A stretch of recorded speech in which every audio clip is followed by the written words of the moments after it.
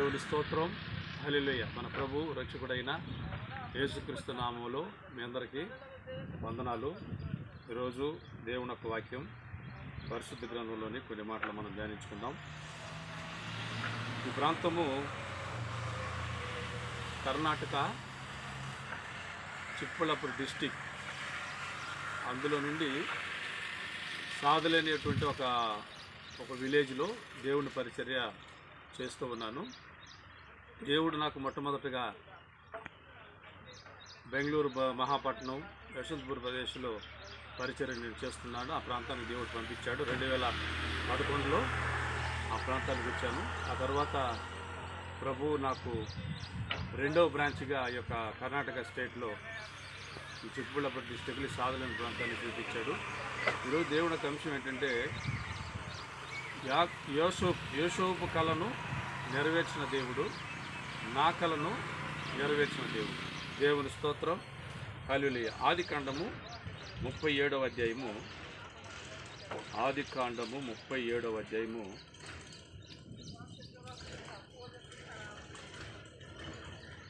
5వ వచనం నుండి చూసినట్లయితే 4వ వచనం నుండి, అతడు సహోదరులు తమ తండ్రి అతనిని తమ కంటే ఎక్కువగా ప్రేమించటం చూసినప్పుడు వారు అతని మీద పగపట్టింది. అతనిని క్షేమ సమాచారమైన అడగలేకపోయింది. యోసేపు ఒక కల కని తన సహోదరులతో అది తెలియజెప్పగా వారు అతని మీద మరి పగపట్టింది. అప్పుడు వారిని చూసి, నేను కనిన ఈ కలను మీరు దయచేసి వినడి. అదేదనగా, మనము చేనులో పనలు కట్టి చుట్టుమి, ఆ పన లేచి నిల్చుండగా మీ పనులు నా పనను చుట్టుకొని నా పనకు సాష్టాంగపడినని చెప్పాను. అందుకు అతని సహోదరులు, నీవు నిశ్చయముగా మమ్మల్ని ఏలుదవా, మా మీద నీవు అధికారం ఒకదువా అని అతనితో చెప్పి అతని కళను బట్టి అతని మాటలను బట్టి అతని మీద మరింత పగబట్టి అతడు ఇంకొక కళ కని తన సహోదరులకు తెలియజేసి, ఇదిగో నేను మరొక కళ కంటిని, అందులో సూర్యచంద్రులను 11 నక్షత్రాలను నాకు సాష్టాంగపడి చెప్పాను. అతడు తన తండ్రితో తన సహోదరులతోనూ అది తెలియజెప్పినప్పుడు అతని తండ్రి అతనికి, నీవు కనిన కల ఏమిటి? నేను నీ తల్లియు నీ సహోదరులు నిశ్చయముగా వచ్చి నీకు సాష్టాంగపడదామా అని అతను గద్దించాడు. అతని సహోదరులు అతని యందు అసూయపడారు. అయితే అతని తండ్రి ఆ మాట జ్ఞాపకం ఉంచుకొనెను. దేవుని స్తోత్రం. హల్లెలూయా. కాబట్టి దేవుని ప్రియ సోదరులారా, యోసేపు కలగన్నాడు. మొట్టమొదట కలగన్నాడు, తర్వాత రెండవ కలగన్నాడు. మొట్టమొదటి కల కనినప్పుడు తన సహోదరులు అతని మీద పగబట్టారు. ఎందుకంటే దేవుడు కళల ద్వారాగానే మాట్లాడతాడు. పరిచర్య దేవుడు చేయడానికి సేవకుల ద్వారా దేవుడు మాట్లాడతాడు. సేవకులు కూడా అలాగే ఆ కళల ద్వారాగాను, స్వరం ద్వారాగాను, స్వప్నం ద్వారాగా, దర్శనం ద్వారాగా, దేవుడు వాక్యం ద్వారాగా దేవుడు పరిచర్య చేయడానికి దేవుడు అలాగే ఏర్పరచుకుంటారనమాట. అలాగే నన్ను కూడా 2011లో ఈ బెంగళూరు మహాపట్నం యశ్వంతపూర్ ప్రాంతానికి సేవకు నేను దేవుడు ఏర్పరచుకున్నప్పుడు నేను ప్రభువుని అడిగాను, ప్రభువా, మరి పరిచర్య చేయమంటున్నారు, మరి ఏ ప్రాంతం వెళ్ళాలి, ఎక్కడ పరిచర్య చేయాలని నేను ప్రార్థించి దేవుడిని యేసయ్యని అడిగినప్పుడు బెంగళూరు పట్టణం వెళ్ళినట్లుగా దర్శనం కళ కనిపించింది. అంటే ఒక్కసారి మాత్రం కాదు, చాలాసార్లు కనిపించింది. ఆ చాలాసార్లు కళలో కూడా ఒకసారి కనిపించిన కళ, బస్సులో చెన్నై పట్టణం నుండి బస్సులు ఎక్కి బెంగళూరు సిటీ ఎక్కి సిటీలో దిగి అక్కడి నుంచి మేము చేస్తున్న యశ్వంతపూర్ ప్రదేశానికి ఆ లోకల్ బస్సు ఎక్కి ఆ యశ్వంతపూర్లో స్టెల్లా మేరీస్ కాలేజ్ అని ఒక లొకేషన్ చూపించాడు.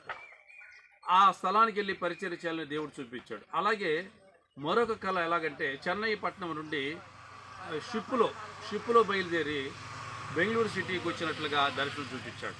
మరొక కళ ట్రైన్ ఎక్కి యశ్వంతపూర్ బెంగళూరు సిటీకి వచ్చి పరిచర్య చేసినట్టు చూపించాడు. ఇట్లాగా చాలా కళలు బెంగళూరు పరిచర్య చేయడానికి దేవుడు చూపించినప్పుడు అప్పుడు ప్రభువుని అడిగాము. అప్పుడు మా ఆత్మీయతనటి దానిలయ్య గారి దగ్గర ఇలాగ బెంగళూరు కనిపిస్తుంది, ఈ రీతిగా దర్శనాలు వచ్చి చెప్పినప్పుడు ఆ ఆత్మీయ తండ్రి గారు అన్నారు, మీకు కనిపించింది పర్వాలేదు, అయినను దేవుడు నాకు చూపించాలి మీరు వెళ్ళే ప్రాంతం మనకి, అప్పుడే అది కన్ఫర్మ్ చేస్తానని దానిలయ్య గారు చెప్పిన తర్వాత ప్రార్థన చేశారు. దానిలయ్య గారు కూడా మేము ప్రార్థన చేశాము. తర్వాత ఒక 2-3 రోజుల్లోనే దానియేలు గారికి కూడా ఆ దర్శనం కనిపించింది ఆ కళ.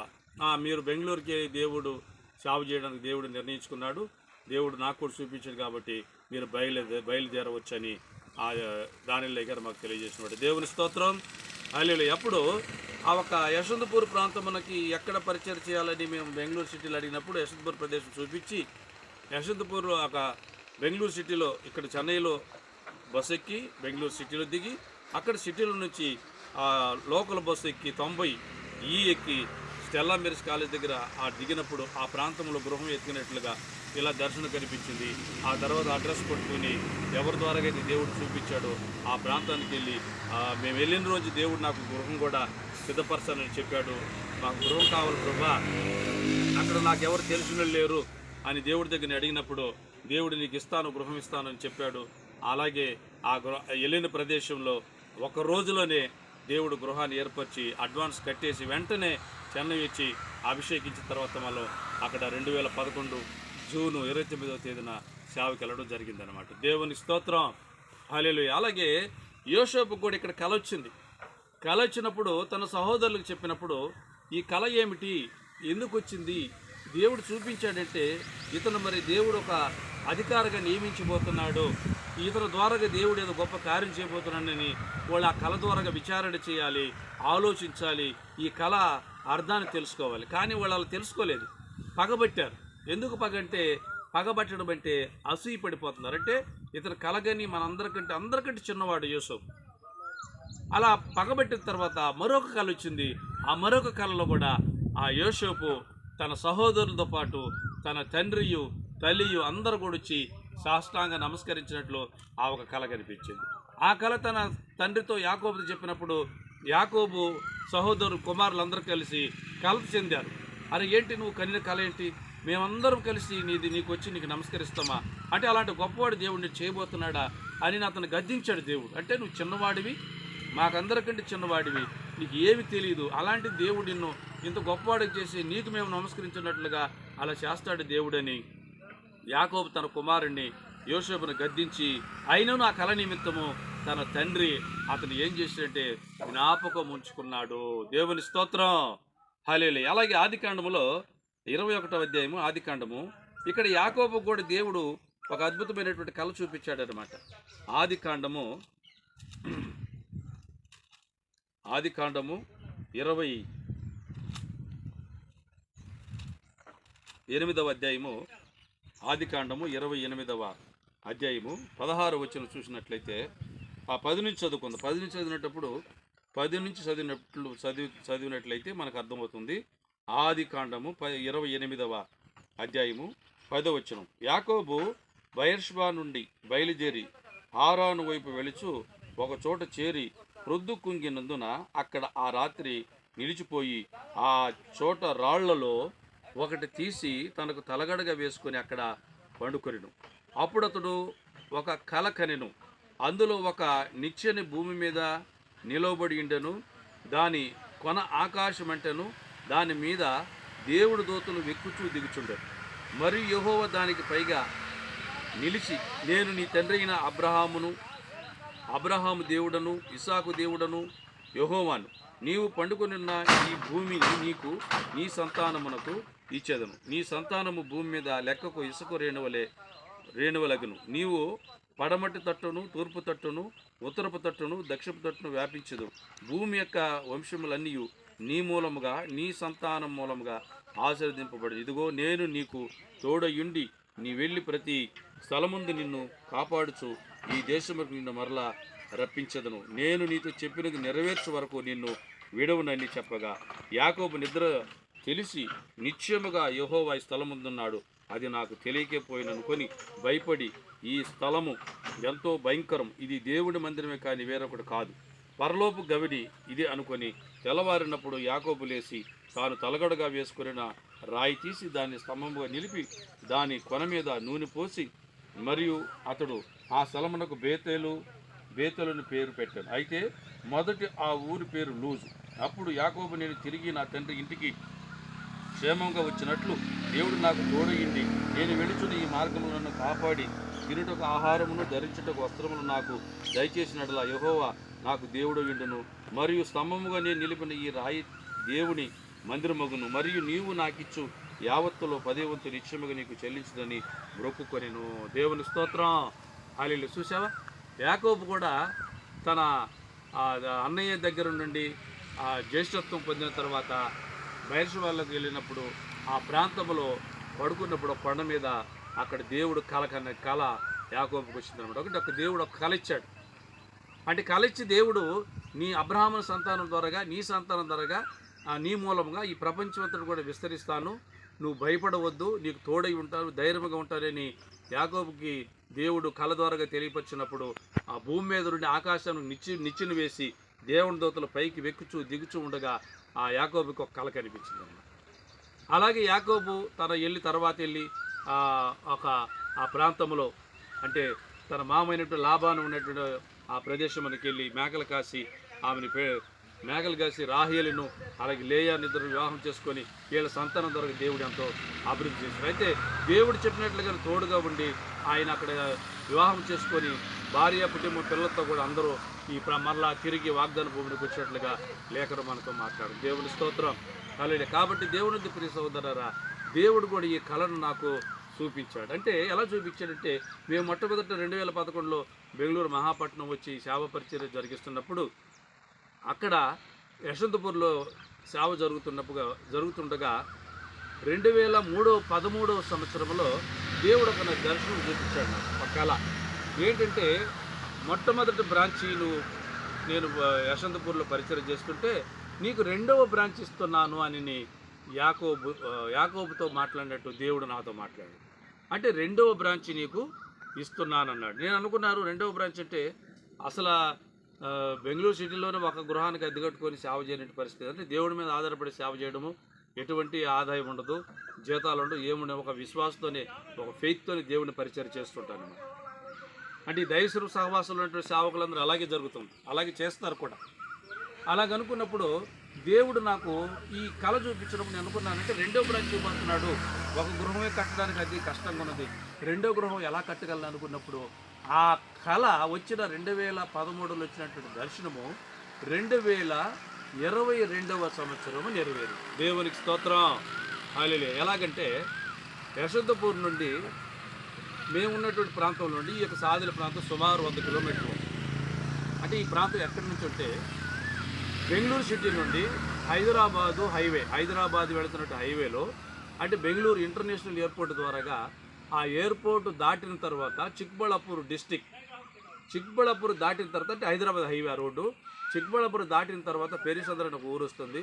ఆ పెరిసంద్ర దాటి 1 కిలోమీటరు తర్వాత రైట్ తిరగాలి. ఆ రైట్లో మరొక హైవే ఉందన్నమాట. అంటే ఈ హైవే ఎక్కడి నుంచి అంటే హైదరాబాద్ హైవే నుండి ఈ హైవే చెన్నై, తమిళనాడు, చెన్నై నుండి బెంగళూరు ఉన్నటువంటి హైవేకి ఈ హైవే మరొక హైవే లింక్ అవుతుంది అన్నమాట.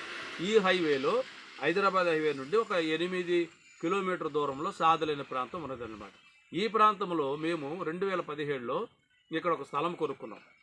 2017లో దేవుడు ఒక స్థలాన్ని ఇచ్చాడు మాకు.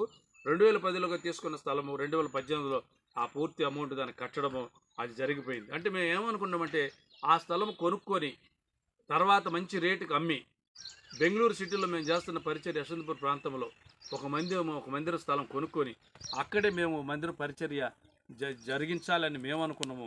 కానీ దేవుడు ఏం చేశాడంటే, అంటే దేవుడు వాగ్దానం చేస్తున్నాడు కదా 2వ నీకు బ్రాంచ్ ఇస్తానని. ఆ తర్వాత మా ఆలోచన అలా ఉంది. దేవుడు మాత్రము 2017 తీసుకున్న స్థలము 2018లో పూర్తి అమౌంట్ కట్టినము. అది రిజిస్ట్రేషన్ కోసం మేము ఆగి ఉన్నాం, ఎదురు చూస్తున్నాం. ఆ తర్వాత 2018, 2020, 2021లో ఈ దర్శనాలు వస్తున్నాయి. ఏమని దర్శనాలు?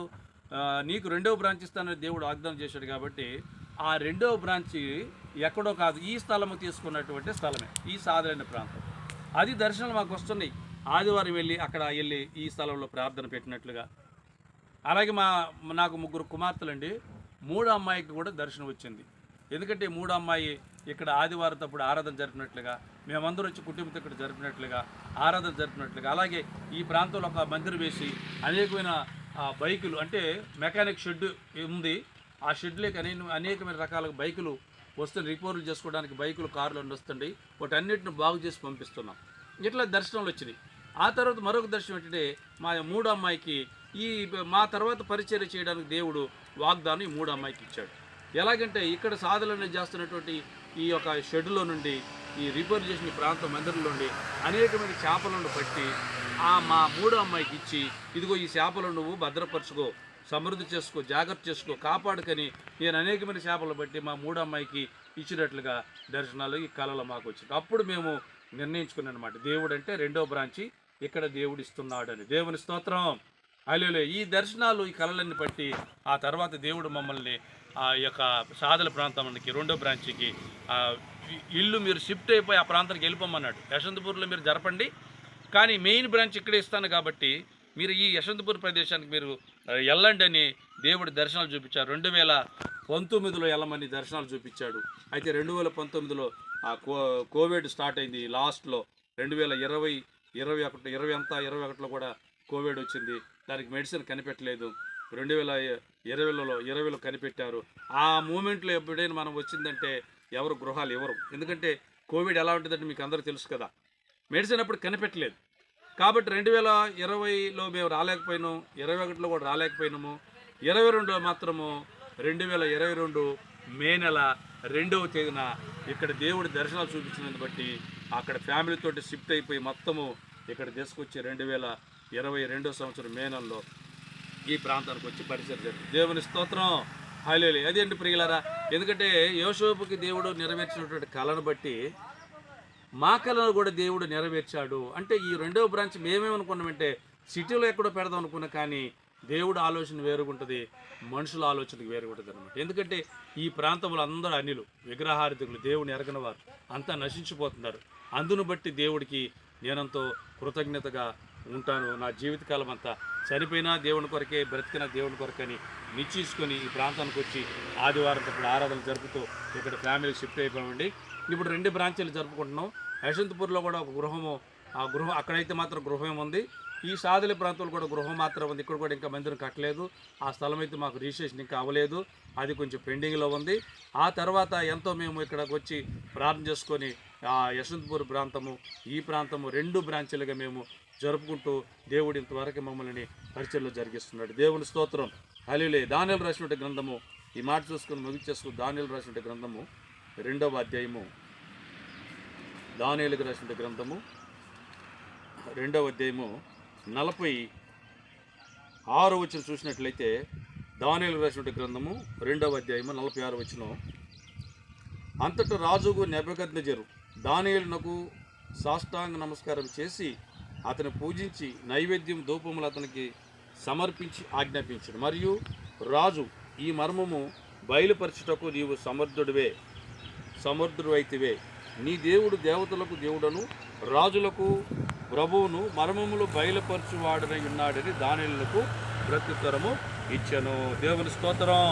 హల్లెలూయా. దానియేలు రాసిన గ్రంథము 4వ అధ్యాయము 4వ వచనంలో కూడా, నెబుకద్నెజరు నేను నా ఇంట విశ్రాంతియు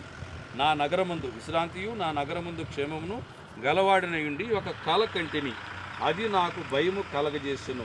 నేను నా పడక మీద పరుండగా నా మనుషులు పుట్టిన తలంపులు నన్ను కలత పెట్టెను. కావున ఆ స్వప్నభావము నాకు తెలియజేయుటకై బబులోను జ్ఞానులందరినీ నా ఎదుటికి పిలిపింపవలనని ఆజ్ఞ ఇచ్చి తెలి.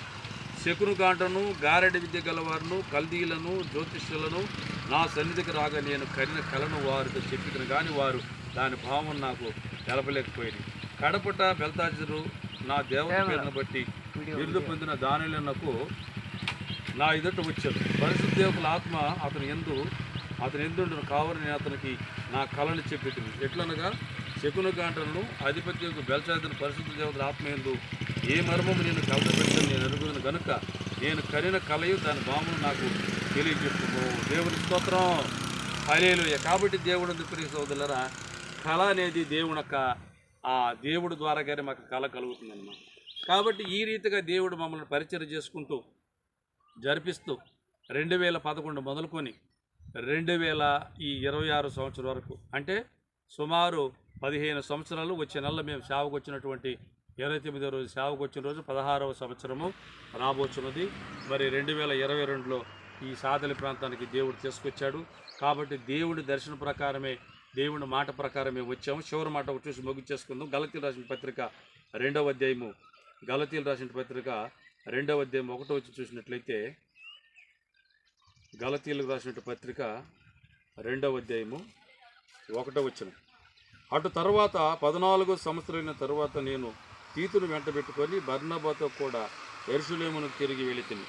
దేవదర్శన ప్రకారమే వెళితిని. మరియు నా ప్రయాసము వ్యర్థమవునేమో లేక వ్యర్థమైపోవునేమో అని నేను అన్ని జనులకు ప్రకటించిన సువార్తను వారికి ప్రత్యేకంగా ఎన్నికైన వారికి విసిద్ధపరిచితిని. దేవుని స్తోత్రం. అలా కాబట్టి అపొస్తలుడైన పౌలు గారు కూడా దేవదర్శన ప్రకారం వెళ్ళినట్టుంది. కాబట్టి ఈ యొక్క దైవస్వరూప సహవాసంలో నేను చెన్నై ప్రాంతంలో సినిమా కంపెనీలు చేస్తున్నటువంటి ఆ పరిచర్య జాబ్లో నుండి దేవుడు నన్ను మేమందరం అన్నిలో నుండి రక్షించి బెంగళూరు మహాపట్నంలో పరిచర్య జరిగిస్తూ, అలాగే 2వ బ్రాంచి ఈ యొక్క బెంగళూరు ఇంటర్నేషనల్ ఎయిర్పోర్ట్ దాటిన తర్వాత హైదరాబాద్ హైవేలో నుండి చిక్బళ్ళాపూర్ డిస్టిక్లో సాధలేని ప్రాంతంలో దేవుడు పరిచర్య చేయించుతూ 2020 నుండి 4 సంవత్సరాలు జరిగిస్తున్నాడు. ప్రతి సంవత్సరం కూడా ఇక్కడ మేము దేవుడు యొక్క పుట్టినరోజు సందర్భంగా ఎంతో అందరికి చాలామంది అనిలు కనుక ఆయా భోజనాలు ఏర్పాటు చేసి చాలామందికి భోజనాలు కూడా పెట్టడం జరుగుతుంది. చాలామంది వచ్చి భోంచి దేవుని ఆహారం తింటున్నారు. ఇందుని బట్టి దేవునికి ఎంతో కృతజ్ఞతగా ఉంటాడు. దేవుడు ఈ స్థలంలో ఒక సొంత మందిరాన్ని కట్టించి దేవుడు చూపించిన కళను నెరవేర్చాలని ఒక షెడ్డును వేసి, అంటే అన్ని చెడిపోయిన బైకులన్నీ మళ్ళీ బాగు చేసినట్లు పంపించినట్లు దేవుడు చూపించిన దర్శనాన్ని యోసేపు కళని నెరవేర్చినట్లుగా నా కళను కూడా దేవుడు అంటే ఇప్పటికీ ఇక్కడ రావడం నెరవేర్చాడు. కానీ ఈ మందిరం కట్టడం, ఈ బైకులను రిపేర్ చేయడము, ఆ కార్లు రిపేర్ చేయడం, బాగు చేసి పంపించడం, ఇవైతే మాత్రం ఇంకా ప్రస్తుతం అదే పరిస్థితుల్లో ఉన్నాయి, ఇంకా జరగలేదు. అది కూడా దేవుడు చేస్తాడని నమ్ముతున్నాము, విశ్వసిస్తున్నాం. అలాగే అది కూడా జరగాలని దేవుని మనం ప్రార్థిస్తున్నాం. దేవుడి కొద్ది మాటలు దేవుడి ఎన్నికల్లో దీవించి ఆశీర్వదించును గాక. ఆమేన్. ఇప్పుడు ఈ వీడియోలో ఈ యొక్క ప్రాంతాన్ని మీకు చూపిస్తారండి. అంతా చూడండి, ఇక్కడ పక్కన హైవే ఉంది.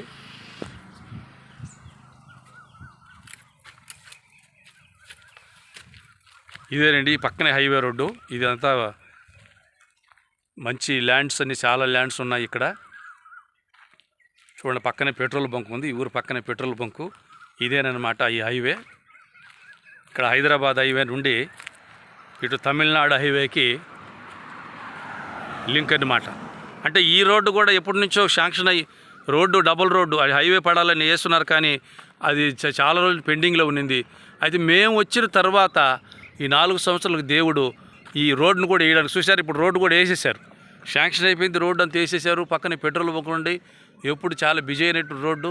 కానీ దేవుడు ఇక్కడ ఈ ప్రాంతాల్లో ఈ విధంగా జరిపించాలి. పెట్రోల్ బంక్ ఉంది, అక్కడ ఉందండి పెట్రోల్ బంక్ పక్కనేను.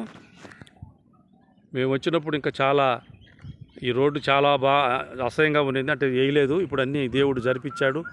చూసారు, ఇది చాలా మంచి స్థలం. ఇక్కడ మంచి కూరగాయలు, తర్వాత ఈ టమాటాలు, బంగాళదుంపలు, బీన్స్, అన్ని వెజిటేబుల్స్ అన్నీ పండుతాయి. ఊరిలో ఉన్నట్టు ప్రజలు కూడా చాలా ప్రేమిస్తారు. మరి ఈ ఊరు కోసము మీరందరూ కూడా ప్రార్థించండి. మరి దేవుడు ఇక్కడ ఈ స్థలంలో మందిరం కట్టించాలని, ఆ దేవుడు చెప్పినటువంటి ఆ కళను నెరవేర్చాలని ప్రభువుని మనవి చేస్తున్నాను, ప్రభువుకి ప్రార్థిస్తున్నాను. దేవుడి కొద్ది మాటలు దేవుడి ఎన్నికల్లో దీవించి ఆశీర్వాదించను గాక. ఆమేన్.